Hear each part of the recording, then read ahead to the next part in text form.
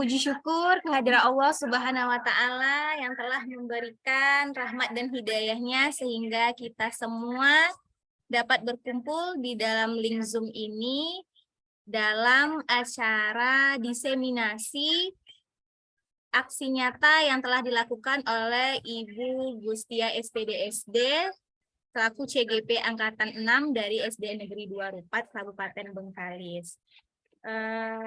Yang terhormat Bapak Ketua Gugus 1, yang terhormat Bapak Ibu Kepala UPT yang berada pada link Zoom ini, serta Bapak Ibu guru hebat yang hadir pada kesempatan kali ini.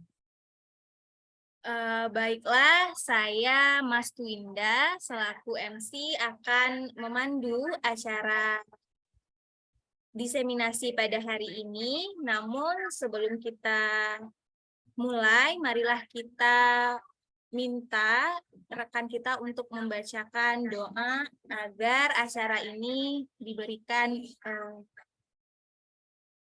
rahmat dan hidayah dari Allah Subhanahu wa Ta'ala. Kepada Bapak Iskandar, kami silahkan.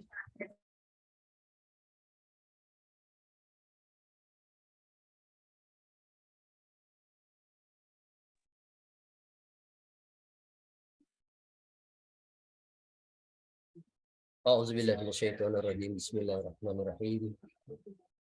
Alhamdulillahirabbil alamin.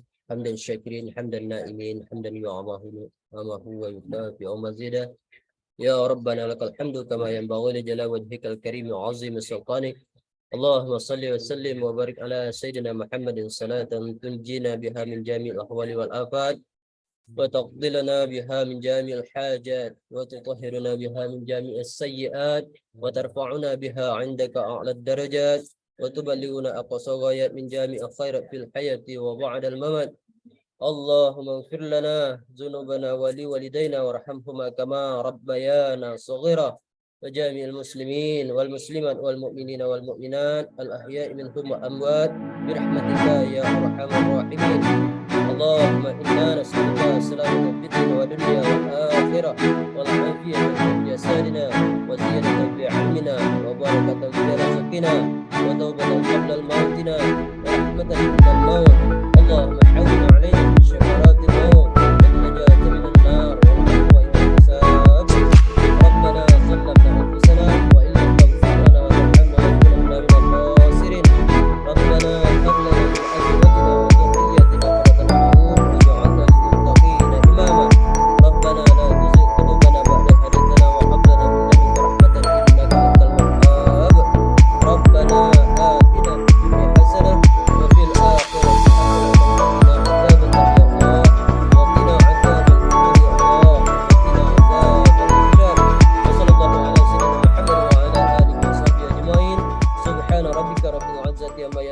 wassalamun alal mursalin walhamdulillahi rabbil alamin. Taqabbal ya karim.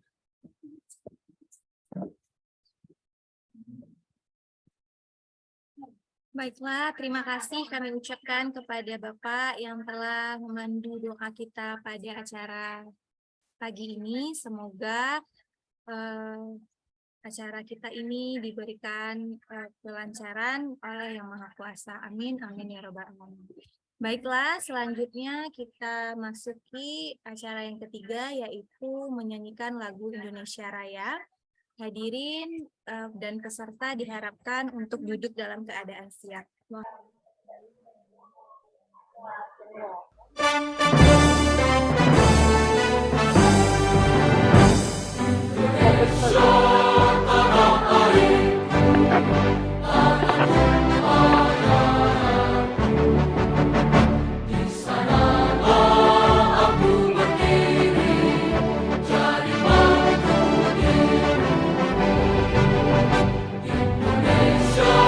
Kebangsaan, bangsa yang anak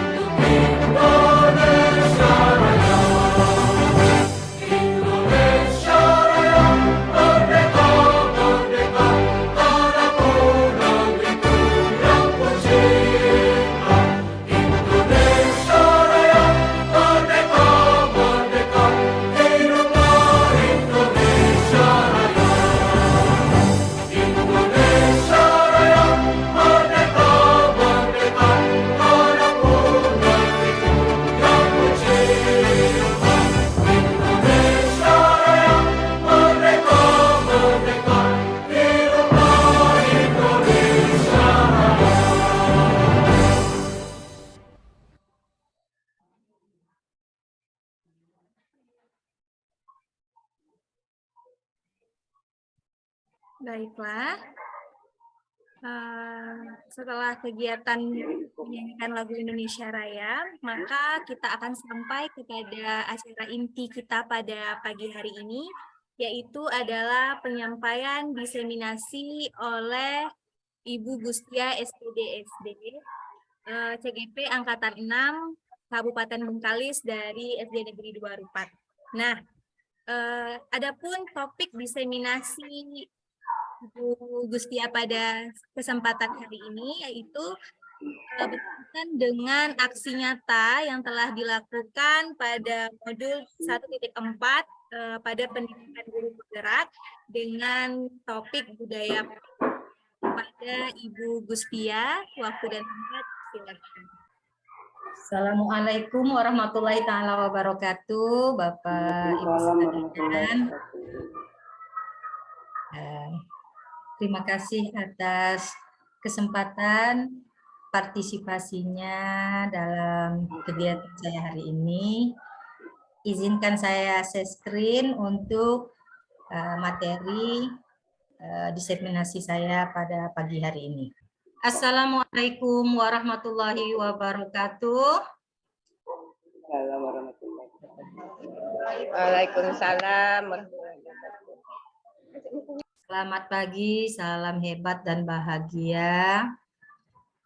Yang saya hormati Kepala UPT yang berada di Gugus 1, yang saya hormati rekan-rekan seperjuangan yang berada di kelompok gugus, kelompok kerja guru Gugus 1 Kecamatan Rupat. Perkenalkan, mungkin sebagian sudah ada yang kenal, saya Gustia, CGP Angkatan 6 dari SD Negeri 2 Rupat, Kecamatan Rupat, Kabupaten Bengkalis. Saat ini saya sedang menyelesaikan pendidikan guru penggerak.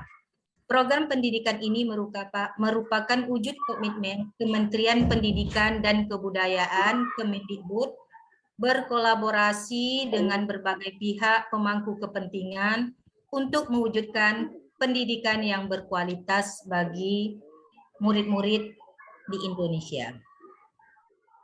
Pendidikan guru penggerak adalah program pendidikan kepemimpinan bagi guru untuk menjadi pemimpin pembelajaran. Program ini meliputi pelatihan daring, lokakarya, referensi dan pendampingan selama 6 bulan bagi calon guru penggerak. Selama program, saya tetap melaksanakan tugas mengajar sebagai guru.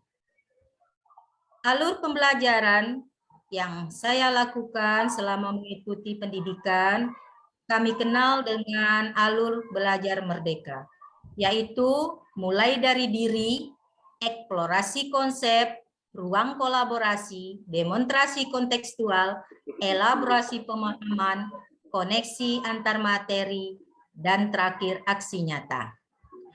Nah, pada kesempatan ini, saya akan menyelesaikan alur terakhir modul 1.4, yaitu aksi nyata. Aksi nyata kali ini tentang mengimplementasikan konsep-konsep inti dalam modul budaya positif di lingkungan sekolah atau kelas, dan membagikan pemahaman dan pengalaman tersebut dalam penerapannya kepada rekan-rekan atau lingkungan kerja saya. Ini sesuai dengan tujuan pembelajaran khusus yang ingin saya capai.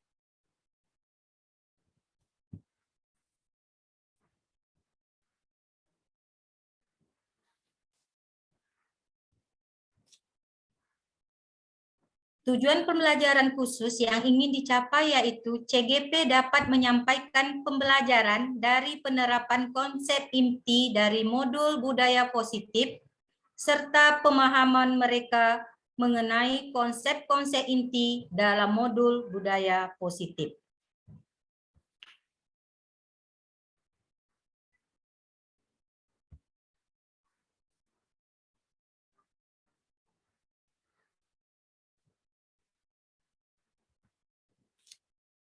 Saya yakin Bapak Ibu guru hebat yang telah bertahun-tahun mengajar, mendampingi murid-murid tumbuh dan berkembang, menyadari bahwa budaya positif di sekolah sangatlah penting untuk mengembangkan anak-anak yang memiliki karakter yang kuat sesuai profil pelajar Pancasila. Membangun budaya positif di sekolah sesuai dengan filosofi pendidikan Ki Hajar Dewantara, yaitu pendidikan yang berpihak pada murid untuk membantu mencapai visi guru penggerak. Bagaimana peran seorang pemimpin pada sebuah institusi dalam menggerakkan dan memotivasi warga sekolah agar memiliki, meyakini, dan menerapkan visi atau nilai-nilai kebajikan yang disepakati. Sehingga tercipta budaya positif yang berpihak pada murid. Dalam membangun budaya positif, kita akan meninjau lebih dalam tentang strategi menumbuhkan lingkungan yang positif. Saya akan mengajak Bapak Ibu guru hebat untuk melakukan refleksi atas penerapan disiplin yang dilakukan selama ini di lingkungan kita. Bagaimanakah strategi kita dalam praktek disiplin tersebut? Apakah selama ini kita sungguh-sungguh menjalankan disiplin atau hanya melakukan sebuah hukuman? Saya akan mengajak Bapak Ibu untuk memikirkan kembali kebutuhan dasar apa yang sedang dibutuhkan seorang murid pada saat mereka berperilaku tidak pantas, serta strategi apa yang perlu diterapkan yang berpihak pada murid. Selanjutnya, kita akan mengeksplorasi suatu posisi dalam penerapan disiplin yang dinamakan manajer, serta bagaimana seorang manajer menjalankan pendidikan disiplin yang dinamakan restitusi, yaitu suatu pendekatan restitusi fokus untuk mengembangkan motivasi intrinsik pada murid yang selanjutnya dapat menumbuhkan murid-murid yang bertanggung jawab, mandiri, dan merdeka. Mari kita lihat bagaimana keterhubungan ke semua konsep inti ini satu persatu.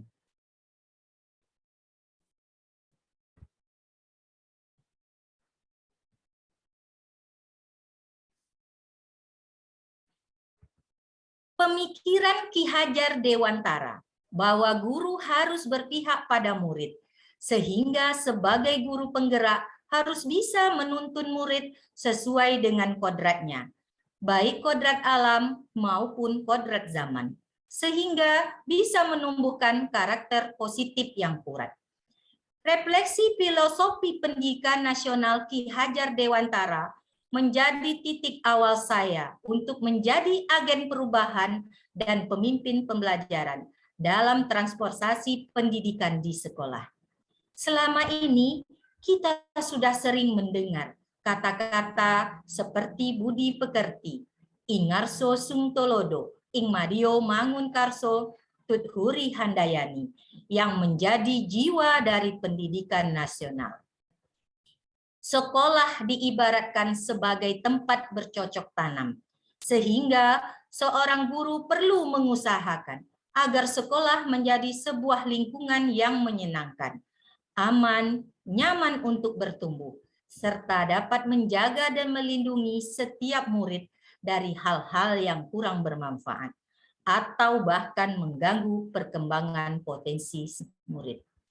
Salah satu tanggung jawab seorang guru adalah bagaimana menciptakan suatu lingkungan positif yang terdiri dari warga sekolah yang saling mendukung, saling belajar, saling bekerja sama, sehingga tercipta kebiasaan-kebiasaan baik. Dari kebiasaan-kebiasaan baik ini akan tumbuh menjadi karakter-karakter baik warga sekolah. Dan pada akhirnya, karakter-karakter dari kebiasaan-kebiasaan baik akan membentuk sebuah budaya positif.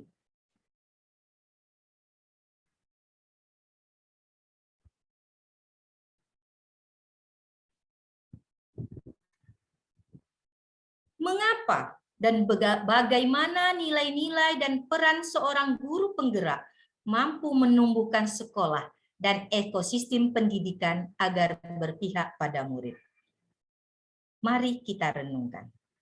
Dunia kini sudah semakin tanpa batas.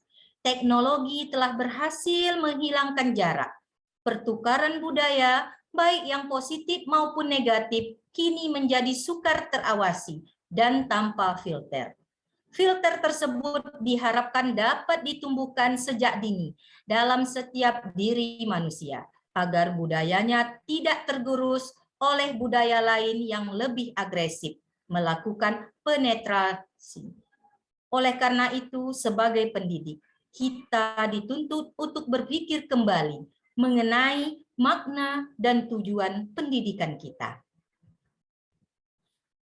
Pengalaman kita semua mengalami fenomena pandemi COVID-19 sejak permulaan tahun 2020. Secara fisik, sekolah dan kelas ditiadakan dari jauh. Namun sebetulnya, jika dipikirkan, ternyata kelas-kelas ini justru mendekat dan masuk ke rumah-rumah murid kita di masa pandemi itu. Pandemi membukakan mata kita bahwa guru punya peran yang besar dalam proses belajar murid-muridnya. Sekaligus mengungkapkan bahwa orang tua pun punya peran yang tak terelakkan dalam pendidikan anak-anaknya di rumah.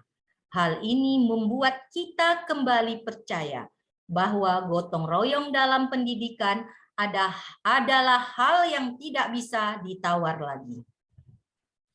Dari pengalaman tersebut, kita disadarkan bahwa pendidikan adalah suatu hal yang sifatnya individual sekaligus komunal yang tak terpisahkan.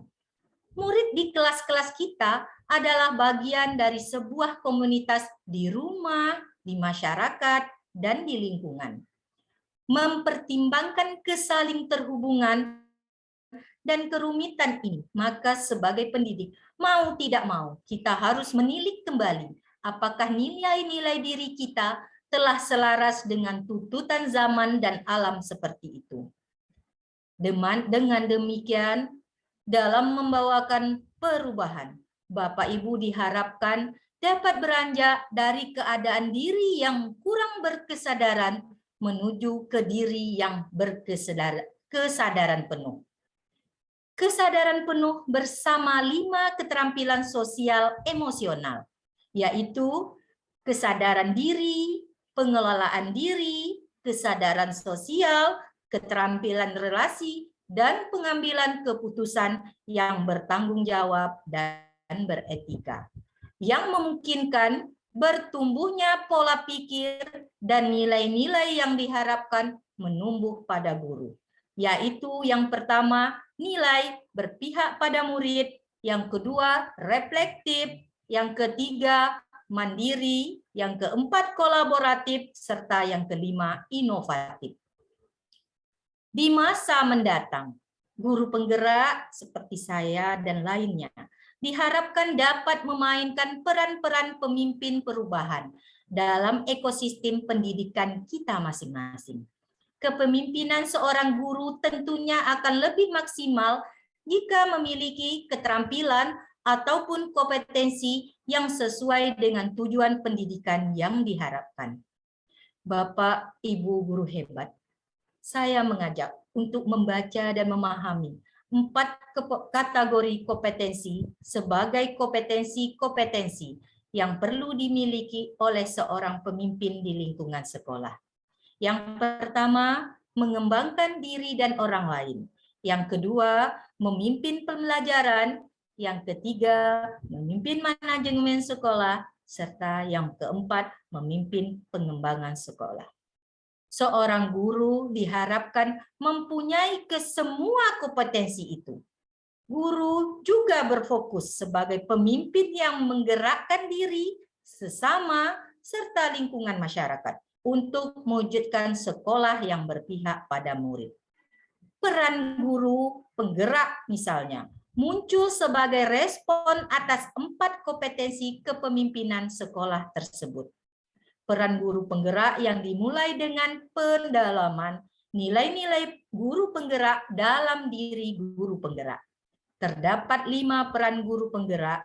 Yang pertama, menjadi pemimpin pembelajaran. Yang kedua, menjadi coach bagi guru lain. Yang ketiga, mendorong kolaborasi. Keempat, mewujudkan kepemimpinan murid. Dan yang kelima, menggerakkan komunitas praktisi. Salah satu contohnya kegiatan saya hari ini di KKG Gugus 1 Kecamatan Rupat ini.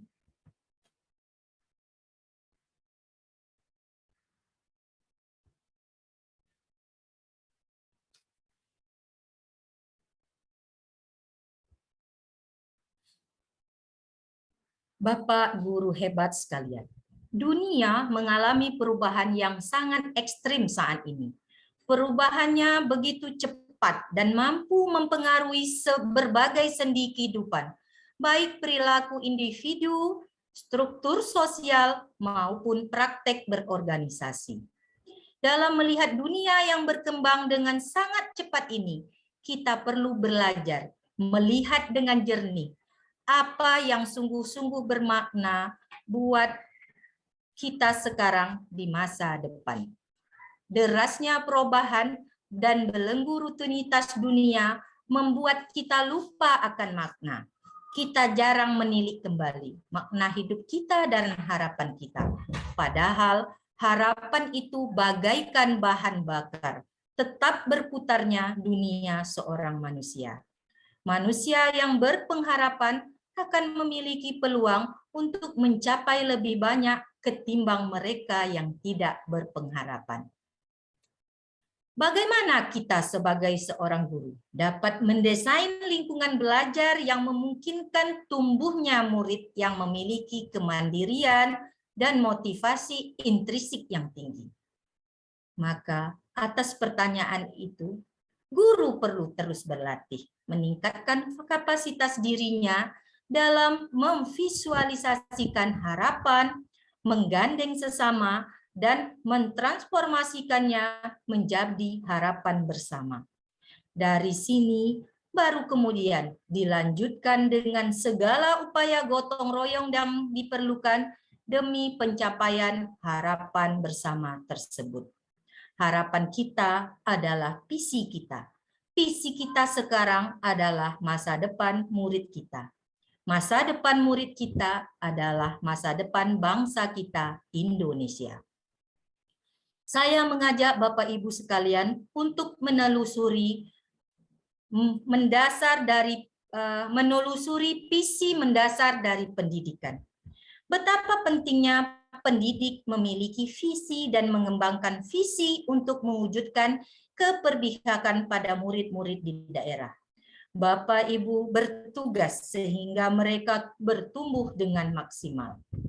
Untuk dapat mewujudkan visi sekolah impian dan melakukan proses perubahan, maka kita perlu sebuah pendekatan atau paradigma. Nah, kali ini saya akan menjelaskan bagaimana mewujudkannya dengan sebuah pendekatan inquiry apresiatif.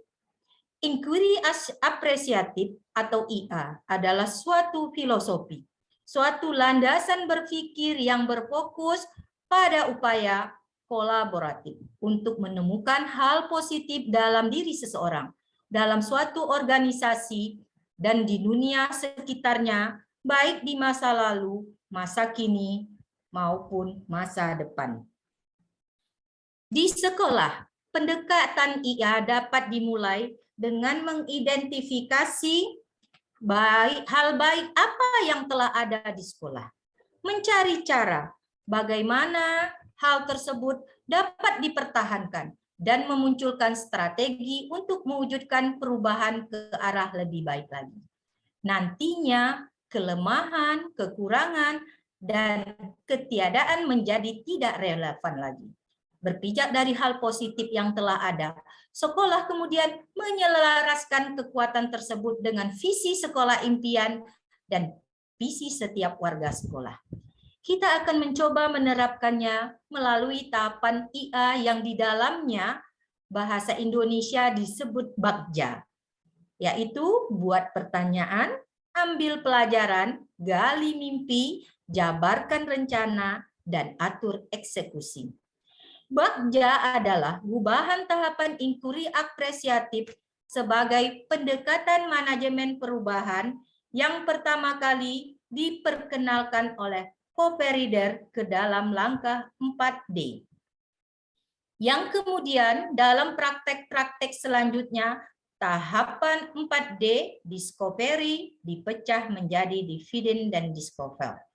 Inilah kemudian yang menjadi langkah yang perlu Bapak Ibu ikuti dalam menerapkan perubahan sesuai dengan visi yang Bapak Ibu telah impikan berdasarkan tahapan Bagja. Tahap pertama, buat pertanyaan. Di tahap ini, Bapak Ibu merumuskan pertanyaan sebagai penentu arah kebijakan terkait perubahan yang diinginkan atau diimpikan. Tahap kedua, ambil pelajaran. Pada tahap ini, Bapak Ibu mengumpulkan berbagai pengalaman positif yang telah dicapai di kelas maupun di sekolah, serta pelajaran apa yang dapat diambil dari hal-hal positif tersebut. Tahap ketiga, gali mimpi. Pada tahap ini, Bapak Ibu dapat menyusun narasi tentang kondisi ideal yang diimpikan dan diharapkan terjadi di lingkungan pembelajaran. Disinilah visi benar-benar dirumuskan.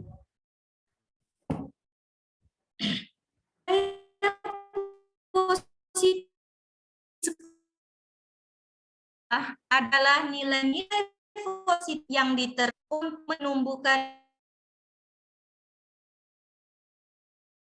budi pekerti yang luhur, sehingga terwujud profil pelajar Pancasila. Dari dapat nilai positif yang warga sekolah. Dalam rangka menciptakan budaya positif, penerapan disiplin positif dipraktekkan untuk menghasilkan murid-murid yang berkarakter, disiplin, santun, jujur. Bagaimana kita akan menciptakan sebuah lingkungan yang positif di sekolah? Apa strategi yang akan Bapak Ibu guru hebat pilih? Bagaimana kita akan menerapkan disiplin positif? Apa yang perlu kita lakukan terlebih dahulu?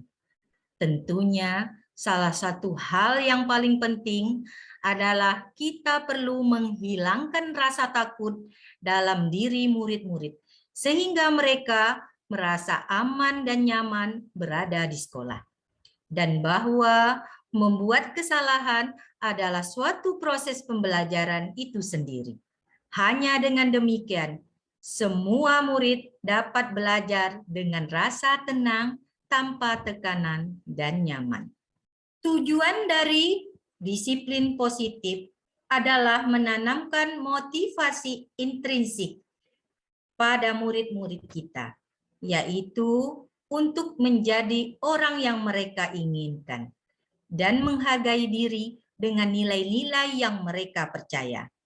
Ketika murid-murid kita memiliki motivasi tersebut, mereka telah memiliki motivasi yang berdampak jangka panjang.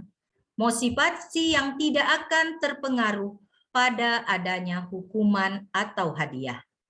Mereka akan tetap berperilaku baik dan berlandaskan nilai-nilai kebajikan karena mereka ingin menjadi orang yang menjunjung tinggi nilai-nilai yang mereka hargai atau mencapai suatu tujuan mulia.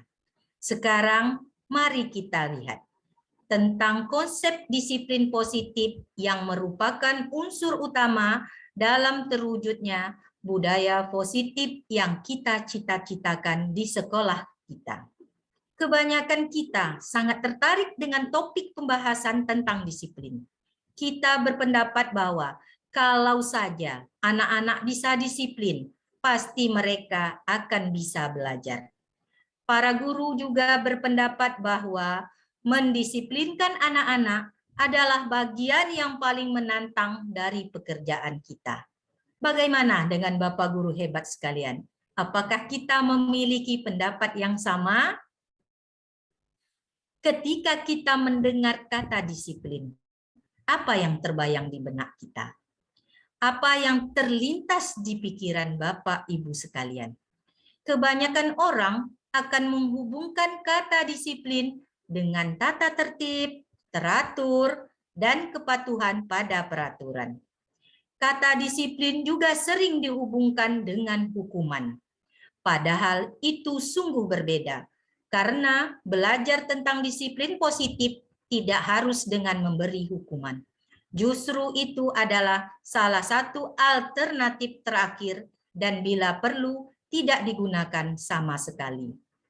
Dalam budaya kita, makna kata disiplin dimaknai menjadi sesuatu yang dilakukan seseorang pada orang lain untuk mendapatkan kepatuhan.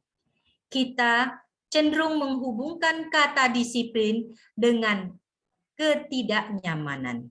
Sebagai pendidik, tujuan kita adalah menciptakan anak-anak yang memiliki disiplin diri, sehingga mereka bisa berperilaku dengan mengacu pada nilai-nilai kebajikan universal dan memiliki motivasi intrinsik, bukan ekstrinsik. Mari kita bayangkan, alangkah indahnya ketika tercipta masyarakat yang bisa saling belajar, yang saling merasa terikat dan terhubung satu sama lain. Karena masyarakat seperti itu akan mengambil tanggung jawab untuk pembelajaran, senantiasa berusaha untuk menjadi insan yang lebih baik dari sebelumnya. Itulah tujuan dari disiplin diri. Kedua pakar pendidikan, Bapak Ki Hajar Dewantara maupun Diana Gosen, mengartikan disiplin sebagai bentuk kontrol diri, yaitu belajar untuk kontrol diri agar dapat mencapai suatu tujuan mulia. Tujuan mulia di sini mengacu pada nilai-nilai atau prinsip-prinsip mulia yang dianut seseorang. Kita namakan nilai-nilai tersebut sebagai nilai-nilai kebajikan, virtues yang universal. Nilai-nilai kebajikan yang disepakati bersama, lepas dari suku bangsa, agama, bahasa, maupun latar belakang. Nilai-nilai ini merupakan payung besar dari sikap dan perilaku kita. Atau nilai-nilai ini merupakan fondasi kita berperilaku. Nilai-nilai kebajikan adalah sifat-sifat positif manusia yang merupakan tujuan mulia yang ingin dicapai setiap individu. Beberapa institusi, organisasi pendidikan di negara kita telah memiliki nilai-nilai kebajikan yang diyakini dan disepakati bersama. Salah satunya adalah nilai-nilai kebajikan yang ingin dicapai oleh setiap anak Indonesia yang kita kenal dengan profil pelajar Pancasila. Bisa disimpulkan bahwa sebagian institusi atau organisasi saling memiliki nilai-nilai kebajikan yang sama karena nilai-nilai tersebut bersifat universal dan lintas bahasa, suku bangsa, agama, maupun latar belakang. Nilai-nilai inilah yang kita sebut sebagai suatu keyakinan, yaitu nilai-nilai kebajikan universal yang disepakati secara tersirat dan tersurat. Lepas dari latar belakang, suku bangsa, bahasa, maupun agama. Seseorang akan lebih tergerak dan bersemangat untuk menjalankan keyakinannya daripada hanya sekedar mengikuti serangkaian peraturan tertulis tanpa makna. Murid-murid pun demikian. Mereka perlu mendengarkan dan memahami arti sesungguhnya tentang peraturan-peraturan yang diberikan. Apa nilai-nilai kebajikan di balik peraturan tersebut? Apa tujuan utamanya? Dan menjadi tidak tertarik atau takut sehingga hanya sekedar mengikuti serangkaian peraturan-peraturan yang mengatur mereka tanpa memahami tujuan mulianya. Prosedur pembentukan keyakinan kelas. Bapak Ibu guru yang hebat. Pertama, persilakan warga sekolah atau murid-murid di kelas atau sekolah kita untuk bercurah pendapat tentang peraturan-peraturan yang perlu disepakati di sekolah atau di kelas. Prosedur yang kedua atau langkah yang kedua, mencatat semua masukan-masukan para murid, warga sekolah di papan tulis atau di kertas besar. Kertas boleh ukuran poster atau bisa menggunakan sticky note. Di mana semua warga kelas bisa melihat hasil curah pendapat. Langkah kita yang ketiga, susunlah keyakinan kelas sesuai prosedur pembentukan keyakinan kelas tersebut. Ganti kalimat-kalimat dalam bentuk negatif menjadi positif. Langkah yang keempat, tinjau kembali daftar curah pendapat yang sudah dicatat. Kita mungkin akan mendapati bahwa pernyataan yang tertulis di sana masih banyak yang berupa peraturan-peraturan. Selanjutnya, ajak warga sekolah, murid-murid kita untuk menentukan nilai-nilai kebajikan atau keyakinan yang dituju dari peraturan tersebut. Misalnya, di peraturan kelas kita sering datanglah tepat waktu, misalnya seperti itu. Di keyakinan kelas kita ganti dengan kata-kata saling menghormati atau saling hormat. Keyakinan inilah yang dimasukkan dalam daftar yang disepakati. Tinjau ulang secara bersama-sama. Setelah itu, peraturan disatukan menjadi beberapa keyakinan sehingga jumlah keyakinannya akan bertambah. Sebaiknya keyakinan kelas ini tidak terlalu banyak, hanya mungkin berkisar 3-7 prinsip saja. Baik, setelah itu yang terakhir, setelah kita meninjau ulang, kita buat kesepakatan dan kita tanda tangani bersama anak-anak. Dan kertas atau poster ini bisa kita letakkan di dinding kelas di tempat yang mudah dilihat oleh warga sekolah. Baik Bapak Guru hebat, mari kita tanyakan ke diri kita sendiri. Bagaimana kita berperilaku? Mengapa kita melakukan segala sesuatu? Apakah kita melakukan sesuatu karena adanya dorongan dari lingkungan atau dorongan yang lain? Terkadang kita melakukan sesuatu karena kita menghindari rasa sakit atau ketidaknyamanan. Terkadang kita juga melakukan sesuatu untuk mendapatkan apa yang kita mau. Kita juga percaya bahwa murid memiliki tujuan di balik perilaku mereka. Salah satunya adalah untuk memenuhi kebutuhan dasar mereka. Seluruh tindakan manusia memiliki tujuan tertentu. Semua yang kita lakukan adalah usaha kita untuk mendapatkan apa yang kita inginkan. Ketika kita mendapatkan apa yang kita inginkan, sebetulnya saat itu kita sedang memenuhi 1 atau lebih dari 5 kebutuhan dasar kita. Yaitu yang pertama, kebutuhan bertahan hidup, survival. Adalah kebutuhan yang bersifat fisiologis untuk bertahan hidup.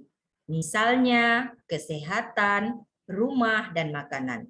Kebutuhan biologis sebagai bagian dari proses reproduksi, termasuk kebutuhan untuk tetap bertahan hidup. Komponen psikologis pada kebutuhan ini meliputi kebutuhan akan perasaan aman. Kebutuhan dasar manusia yang kelima, yang kedua, yaitu kebutuhan untuk disayangi dan diterima. Meliputi kebutuhan akan hubungan dan koneksi sosial, kebutuhan untuk memberi dan menerima kasih sayang, dan kebutuhan untuk merasa menjadi bagian dari suatu kelompok. Kebutuhan ini juga meliputi keinginan untuk tetap terhubung dengan orang lain, seperti teman, keluarga, pasangan hidup, teman kerja, mungkin binatang peliharaan kita di mana yang kita sayangi. Yang ketiga, kebutuhan pengakuan atas kemampuan. Kebutuhan ini berhubungan dengan kekuatan untuk mencapai sesuatu, menjadi kompeten, menjadi terampil, diakui atas prestasi dan keterampilan kita, didengarkan dan memiliki rasa harga diri. Kebutuhan ini meliputi keinginan untuk dianggap berharga, bisa membuat perbedaan, bisa membuat pencapaian, dan keinginan untuk meninggalkan pengaruh. Kebutuhan dasar manusia yang keempat yaitu kebutuhan untuk bebas, yaitu kebutuhan akan kemandirian, otonomi, memiliki pilihan, dan mampu mengendalikan arah hidup seseorang. Anak-anak dengan kebutuhan kebebasan yang tinggi menginginkan pilihan. Mereka banyak bergerak, suka mencoba-coba, tidak terlalu terpengaruh dengan orang lain, dan mencoba hal baru dan menarik. Terakhir, kebutuhan akan kesenangan, yaitu kebutuhan untuk mencari kesenangan bermain dan tertawa. Bayangkan hidup tanpa kenikmatan apapun, betapa menyedihkan.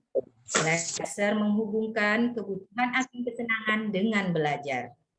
Saat mereka bermain, mereka mempelajari keterampilan hidup yang penting. Manusia tidak berbeda. Bapak dan Ibu guru hebat sekalian.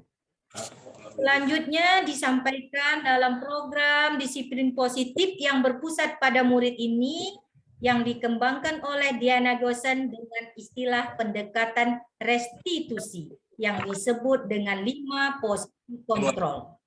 Diana Goosen dalam bukunya Restitution, Restructuring School Discipline, maaf ya Bapak Ibu, mungkin pengucapannya, mengemukakan bahwa guru perlu meninjau kembali penerapan disiplin di dalam ruang-ruang kelas mereka selama ini.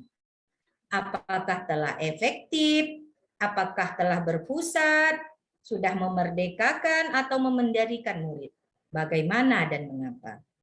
Melalui serangkaian riset dan berdasarkan pada teori kontrol Dr. William Glasser, Goosen berkesimpulan, ada 5 posisi kontrol yang diterapkan seorang guru, orang tua, ataupun atasan dalam melakukan kontrol. Kelima posisi kontrol tersebut adalah yang pertama penghukum, kedua pembuat rasa bersalah, yang ketiga teman, keempat pemantau, dan yang kelima manajer. Mari kita tinjau lebih dalam kelima posisi ini. Penghukum. Seorang penghukum bisa menggunakan hukuman fisik maupun verbal. Orang-orang yang menjalankan posisi penghukum senantiasa mengatakan bahwa sekolah memerlukan sistem atau alat yang dapat lebih menekan murid-murid lebih dalam lagi. Guru-guru yang menerapkan posisi penghukum akan berkata, "Patuhi aturan saya," atau "Awas, kamu selalu saja salah. Selalu pasti, selalu yang terakhir." Nah, guru seperti ini senantiasa percaya diri. Hanya ada satu cara agar pembelajaran bisa berhasil, yaitu dengan cara dia sendiri. Yang kedua, pembuat merasa bersalah. Pada posisi ini biasanya guru akan bersuara lebih lembut. Pembuat rasa bersalah akan menggunakan keheningan yang membuat orang lain merasa tidak nyaman, bersalah, atau rendah diri. Kata-kata yang keluar dengan lembut seperti, "Ibu sangat kecewa sekali dengan kamu." Atau, "Beberapa kali Bapak harus memberitahu kamu." Di posisi ini, murid akan memiliki penilaian diri yang buruk tentang diri mereka. Murid merasa tidak berharga dan telah mengecewakan orang-orang disayanginya. Posisi yang ketiga yaitu teman. Guru pada posisi ini tidak akan menyakiti murid, namun akan tetap berupaya mengontrol murid melalui persuasif. Posisi teman pada guru bisa negatif ataupun positif. Positif di sini berupa hubungan baik yang terjalin antara guru dan murid. Guru di posisi teman menggunakan hubungan baik dan humor untuk mempengaruhi seseorang. Mereka akan berkata, "Ayo bantulah demi Bapak ya. Ayo ingat tidak bantuan Bapak ini." Atau mungkin dengan kata-kata, "Ya sudah, nanti Ibu bantu bereskan." Yang keempat yaitu pemantau. Pemantau berarti mengawasi. Pada saat kita mengawasi, kita bertanggung jawab atas perilaku orang-orang yang kita awasi. Posisi pemantau berdasarkan pada peraturan dan konsekuensi. Dengan menggunakan sanksi konsekuensi, kita dapat memisahkan hubungan pribadi kita dengan murid sebagai seseorang yang menjalankan posisi pemantau. Pertanyaan yang mungkin keluar seperti, peraturannya apa? Apa yang telah kamu lakukan? Sanksi atau konsekuensinya apa? Posisi ini akan menggunakan bisa dengan stiker, bisa dengan slip catatan atau daftar cek. Posisi pemantau sendirinya berasal dari teori stimulus respon yang menunjukkan tanggung jawab guru dalam mengontrol murid. Nah, posisi yang paling ideal yang kita harapkan yaitu posisi manajer.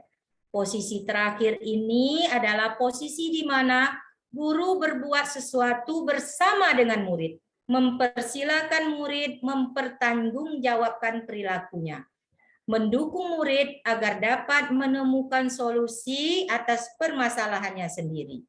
Seorang manajer telah memiliki keterampilan di posisi teman maupun pemantau. Dan dengan demikian, bisa jadi di waktu-waktu tertentu kembali pada kedua posisi tersebut bila diperlukan. Namun, bila kita menginginkan murid-murid kita menjadi manusia yang merdeka, mandiri, dan bertanggung jawab, maka kita perlu mengacu kepada restitusi yang dapat menjadikan murid kita seorang manajer bagi dirinya sendiri. Bapak dan Ibu guru hebat sekalian. Setelah kita menguasai tentang restitusi, tentunya kita ingin mengetahui bagaimana cara melakukannya. Menurut Diana Goosen dalam bukunya Restitution, telah merancang sebuah tahapan untuk memudahkan guru dan orang tua dalam melakukan proses untuk menyiapkan anaknya melakukan restitusi, bernama segitiga restitusi. Segi yang pertama atau sisi yang pertama yaitu menstabilkan identitas. Bagian dasar dari segitiga bertujuan untuk mengubah identitas anak dari orang yang gagal karena melakukan kesalahan menjadi orang yang sukses. Anak yang melanggar peraturan karena sedang mencari perhatian adalah anak yang sedang mengalami kegagalan. Dia mencoba untuk memenuhi kebutuhan dasarnya, namun ada benturan. Kalau kita mengkritik, maka dia akan tetap membuatnya dalam posisi gagal. Kalau kita ingin menjadi reflektif, maka kita harus menyakitkan si anak dengan cara mungkin menyatakan kalimat-kalimat berikut. Berbuat salah itu tidak apa-apa. Atau dengan kata-kata, tidak ada manusia yang sempurna. Atau boleh juga dengan kata-kata, ibu juga pernah melakukan kesalahan seperti itu. Kita bisa menyesal. Mungkin itu sisi yang pertama. Sisi yang kedua yaitu validasi tindakan yang salah. Validasi tindakan yang salah yaitu tindakan kita yang dilakukan dengan suatu tujuan, yaitu memenuhi kebutuhan dasar. Kalau kita memahami kebutuhan dasar apa yang mendasari sebuah tindakan, kita akan bisa menemukan cara-cara paling efektif untuk memenuhi kebutuhan tersebut. Nah, sisi yang terakhir atau yang ketiga, menanyakan keyakinan. Teori kontrol menyatakan bahwa kita pada dasarnya termotivasi secara internal. Ketika identitas sukses telah tercapai pada langkah pertama dan tingkah laku yang salah telah divalidasi pada langkah kedua, maka anak akan siap untuk dihubungkan dengan nilai-nilai yang dia percaya dan berpindah menjadi orang yang dia inginkan. Pertanyaan-pertanyaan yang bisa kita ajukan seperti apa yang kita percaya, apa nilai-nilai umum yang ingin kita sepakati. Mungkin pertanyaan, kamu mau jadi orang yang seperti apa, dapat kita lakukan pada tindakan yang terakhir ini. Nah, Bapak Guru hebat sekalian.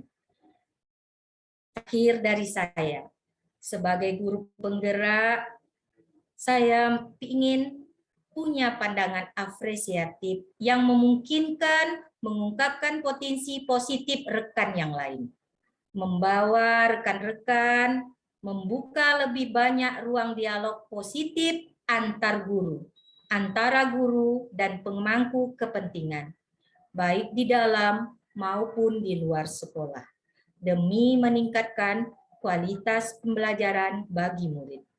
Lewat peran ini, diharapkan saya mampu mengkomunikasikan urgensi dari inisiatif perubahan yang sedang dibawakan pada lebih banyak pemangku kepentingan, terutama bagi Bapak Ibu guru yang kiranya dapat membawa dampak positif pada murid. Salah satunya dengan cara pengimbasan aksi nyata saya di KKG Gugus 1 Kecamatan Rupat. Harapannya melalui aksi nyata ini akan tercipta budaya positif yang dapat membantu murid belajar dengan aman dan nyaman sesuai dengan filosofi Ki Hajar Dewantara. Sebagai penutup, saya akan menyampaikan sedikit tunjuk ajar orang Melayu. Patah lancang kita sadaikan, supaya sampan tidak melintang. Petuah orang kita sampaikan, supaya badan tidak terbuang. Patah lancang kita pagarkan, dalam belanga ikan belida. Petuah orang kita dengarkan, dalam hikayat berpenuh makna. Sekian dan terima kasih. Wassalamualaikum warahmatullahi wabarakatuh. Salam dan bahagia guru, bapak, guru hebat sekalian. Waalaikumsalam warahmatullahi wabarakatuh. Waalaikumsalam warahmatullahi wabarakatuh. Terima kasih kami ucapkan kepada Ibu Gustia yang telah menyampaikan luar biasa ya Bu ya, banyak materi tentang budaya positif dan cara membentuk budaya positif di sekolah. Nah, mungkin untuk sesi berikutnya yaitu kita akan buka sesi saran dan tanya jawab. Jadi bagi Bapak Ibu yang ingin memberikan saran atau pertanyaan, silahkan untuk raise hand, Pak. Bu. Pak Joko Markuat. Siap, Bu. Ini Assalamualaikum warahmatullahi wabarakatuh. Waalaikumsalam Waalaikumsalam warahmatullahi wabarakatuh. Yang pertama saya ucapkan terima kasih kepada Ibu Yuma selaku moderator memberikan kesempatan saya untuk bertanya terkait pada aksi nyata yang disampaikan oleh Ibu kita Bu Gustia dalam penerapan budaya positif di satuan pendidikan pada khususnya. Baik, Ibu Bapak yang saya hormati, mohon izin Ibu Bu Yuma, tampilan saya agak terputus nih Bu. Mana Pak? Tampilan slide 8 Bu, mohon izin tampilannya Silakan Bu. Bu Gustia share screen kembali Bu di slide. Slide 8. Ya slide nomor 8 Bu. Slide 8.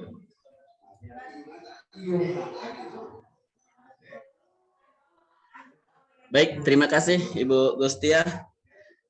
Salam Ibu Guru Hebat. Calon CGP Angkatan 6 Kabupaten Bengkalis berasal dari Rupat. Nah, di sini tadi Ibu telah memaparkan tentang salah satunya strategi untuk menciptakan budaya positif di lingkungan sekolah dan nantinya berimbas kepada di kelas kita masing-masing. Sangat banyak sekali ilmu yang kami peroleh daripada paparan Ibu. Mudah-mudahan nantinya saya dan rekan yang lain yang berkesempatan mengikuti kegiatan hari ini dapat menerapkan ke depannya seperti itu. Nah, di sini dari 5 strategi yang Ibu paparkan, sangat tertarik sekali saya di posisi kontrol kita sebagai guru seperti itu. Nah, tadi Ibu memaparkan bahwa posisi kontrol kita dalam menyelesaikan atau menyelesaikan suatu permasalahan itu adalah salah satunya manajer yang paling ideal kan seperti itu. Yang selama ini yang kita ketahui bersama mungkin dalam penyelesaian masalah itu lebih fokus ke penghukum, yang mana nantinya akan sanksi-sanksi itu akan muncul kepada orang yang melakukan tindakan tersebut, dalam hal ini siswa.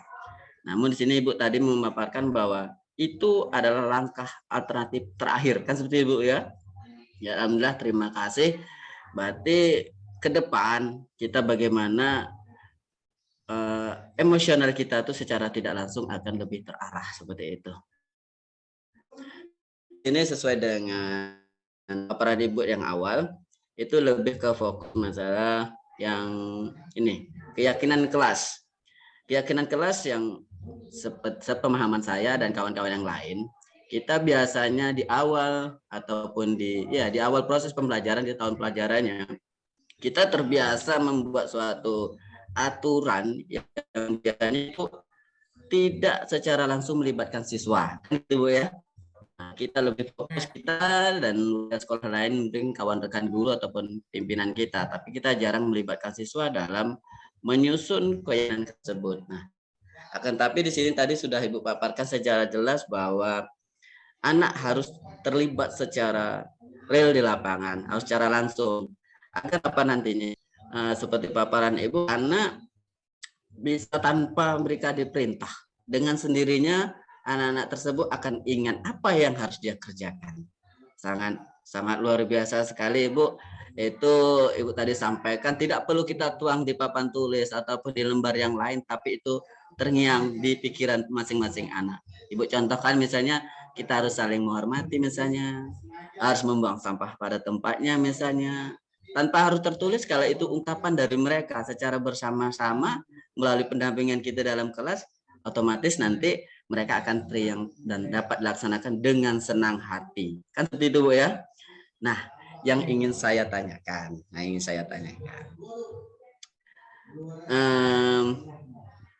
kita nih Bu, secara menyeluruh khususnya di Pulau Rupat, ini masih ya seperti yang saya sampaikan di awal tadi, masih dalam posisi kita selaku guru itu yang harus diikuti gitu. Jadi langkah ke depan bagaimana kita mengajak lingkungan kita termasuk tadi berkolaborasi dengan instansi terkait terdekat kan gitu. Nah, salah satunya ini Ibu sudah menerapkan secara langsung, dalam artian Ibu berbagi positif kepada rekan yang ada di gugus kan gitu. Tapi bagaimana kita mengajak rekan-rekan yang lain untuk berbuat seperti Ibu yang lakukan saat ini, itu. Nah, karena dalam keyakinan kelas ini bisa saja mungkin tadi Ibu paparannya secara apa ya, Bu ya, langkah-langkahnya seperti itu. Nah, jadi bagaimana caranya mensuasanakan, misalnya gini, pada proses apakah kita gawat untuk mendampingi kita sebagai penguat, atau bahkan mungkin pimpinan kita, kepala sekolah sebagai lebih apa namanya ya, lebih menguatkan juga seperti guru adalah ini kita sebagai guru kelas. Karena otomatis kalau kita membuat keyakinan kelas, itu pendapat siswa itu kan banyak, kan gitu. Kita harus merangkumnya jadi satu. Apakah kita perlu memerlukan rekan sejawat waktu kita menyusun penyusunan keyakinan kelas tadi, atau cukup kita sendiri selaku guru, contohnya guru kelas saja lah, di kelas 2 atau kelas 3, tanpa melibatkan rekan lain pada saat proses. Itu saya maksudnya, pada saat proses. Kenapa? Kita nanti perlu umpan balik daripada orang lain pada saat kita berproses seperti itu. Untuk sementara seperti itu, Bu Gustia, mohon pencerahannya. Terima kasih. Assalamualaikum warahmatullahi wabarakatuh. Waalaikumsalam warahmatullahi wabarakatuh. Luar biasa. Sebelum pertanyaan diiringi dengan penjelasan juga ya dari Bapak Joko Markuat, yang mana Bapak Joko Markuat ini juga salah satu CGP Kabupaten Bengkalis Angkatan 6 ya Bu ya, rekan dari Ibu Gustia. Apakah pertanyaan tadi sudah bisa dimengerti Bu? Apa bisa langsung dijawab? Ya, silakan Bu. Terima kasih Ibu Moderator. Pak Joko, Assalamualaikum warahmatullahi wabarakatuh. Waalaikumsalam warahmatullahi wabarakatuh, Ibu. Iya, Bapak guru lainnya. Assalamualaikum juga buat teman-teman guru lainnya. Baik Bapak Ibu guru hebat, seperti yang disampaikan oleh Pak Joko Markuat tadi, mungkin dari paparan saya tadi sekilas mungkin sudah saya sampaikan. Untuk menciptakan strategi budaya positif di sekolah ada beberapa langkah. Mungkin banyak sebenarnya Pak Joko ya. Siap. Pada kesempatan ini mungkin saya hanya 5 saja. Nah, seperti pertanyaan Pak Joko. Ketika saya membuat kesepakatan sebenarnya prosedurnya seperti apa? Mungkin seperti itu ya Pak Joko ya. Baik, mungkin sedikit berbagi pengalaman. Benar kata Pak Joko, sebenarnya keyakinan atau kesepakatan kelas ini biasanya dilakukan awal pembelajaran. Mungkin awal kita masuk tahun semester ya Pak. Kalau dulu kenalnya dengan nama tata tertib sekolah ya Pak Joko, atau tata tertib kelas. Nah, karena mungkin khususnya saya ilmu ini masih baru. Jadi saya menerapkannya di pertengahan. Ini mungkin mau sampai ke ujung semester 1 ya Pak Joko. Siap. Saya berusaha ilmu yang saya dapatkan dari program guru penggerak ini, saya ingin menerapkan hasil. Alhamdulillah Pak Joko, untuk di kelas 6 saya sudah punya kesepakatan atau keyakinan kelas ini. Nah, prosedur umumnya Pak Joko, mungkin karena saya ini PLT, saya tidak perlu lagi meminta izin kepala sekolah. Tapi bagi Bapak Ibu sekalian, sebelum kita melakukan apapun bentuk perubahan di sekolah kita, di kelas kita, paling utama adalah mendapat izin dari kepala sekolah. Sebagai penanggung jawab orang yang dituakan atau orang yang menjadi atasan kita. Itu yang sangat penting Pak Joko. Jadi kalau kasus saya Pak Joko, saya berkonsultasi dengan rekan-rekan majelis rekan sejawat, khususnya guru-guru yang masuk di kelas 6 itu, seperti guru PJOK, guru agama, dan guru mungkin mulok ya Pak Joko. Ya, kami berempat berusaha, kemudian bersama anak-anak, tentunya pion utamanya anak-anak, murid-murid kita Pak Joko. Setelah dapat izin atau kesepakatan, kami mulai membuat keyakinan atau kesepakatan kelas. Sebagai pionernya adalah murid-murid. Saya waktu itu meminta murid-murid saya memberikan satu orang satu impian mereka mau jadi apa. Ada yang mau menulis, mungkin maunya jadi beriman, ada yang mau menulis mandiri, seperti itu ya Pak Joko. Kemudian dari kata-kata atau murid impian yang mereka inginkan itulah kita gabungkan Pak Joko. Kita gabungkan sehingga menjadi suatu keyakinan atau kesepakatan kelas. Yang semua ini seperti yang dikatakan Pak Joko, sebenarnya tanpa dipajang pun kalau anak-anak yang sudah mereka sendiri berbuat, mereka pasti akan teriang-iang apa yang mereka lakukan. Namun alangkah baiknya poster atau tulisan-tulisan kesepakatan kelas ini bisa kita letakkan di kelas kita di tempat yang bisa terbaca. Mungkin suatu saat mereka terlupa dengan kesepakatan yang telah dibuat karena terpandang, mereka akan kembali lagi ke keyakinan kelas yang sudah disepakati. Mungkin seperti itu Pak Joko penjelasan dari saya ya. Terima kasih Pak Joko. Kita kembalikan ke Mas Twinda ya. Baik, terima kasih Ibu Gustia. Itu tadi jawaban dari Ibu Gustia berkaitan dengan bagaimana untuk prosedur gitu ya, jadinya ya keyakinan kelas, menyamakan persepsi dengan warga sekolah dan anak-anak. Apakah ada tanggapan dari Bapak Ibu guru hebat lainnya?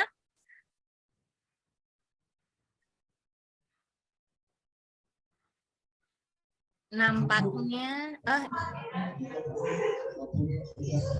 Halo Bu Yuma. ya silakan Pak. Saya ucapkan terima kasih atas pencerahan yang disampaikan oleh Bu Gustia bahwa beliau sudah dalam hal ini dalam membuat keyakinan kelas sudah melibatkan seluruh unsur karena posisi beliau juga PLT, jadi beliau tidak perlu membutuhkan dari pimpinan. Beliau tetap melibatkan rekan sejawat dalam menyusun proses tersebut. Nah, tadi di akhir Ibu juga memberikan catatan bahwa walaupun diingat, kalau tidak dipajang kadang-kadang kita terlupakan, kan gitu. Alangkah baiknya supaya teringat terus dipajangkanlah. Apalagi dengan karakter kita anak SD, mungkin diselip dengan sesuatu yang menurut mereka supaya terpandang lebih manis lagi kan seperti itu. Terima kasih pencerahannya. Dan untuk diri saya dan kawan-kawan yang lain, mudah-mudahan apa yang disampaikan Bu Gustia ke depan dapat sama-sama kita saling berbenah seperti itu.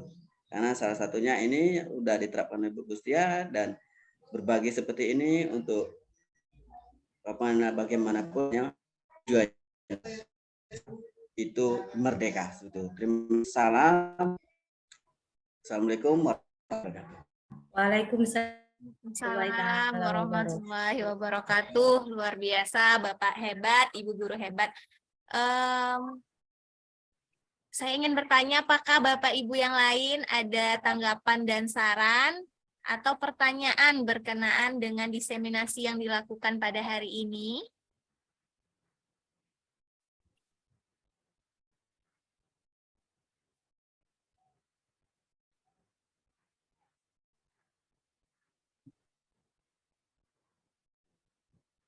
Nampaknya terdiam nih Bu, mungkin sudah mengerti, sangat mengerti dengan paparan Ibu yang lumayan detail tadi ya Bu ya.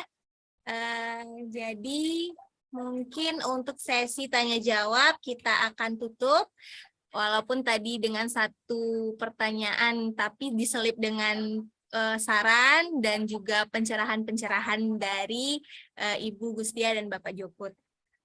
Mungkin selanjutnya Baik, mungkin dengan selesainya sesi tanya jawab tadi, maka berakhir pula kegiatan diseminasi kita pada pagi hari ini.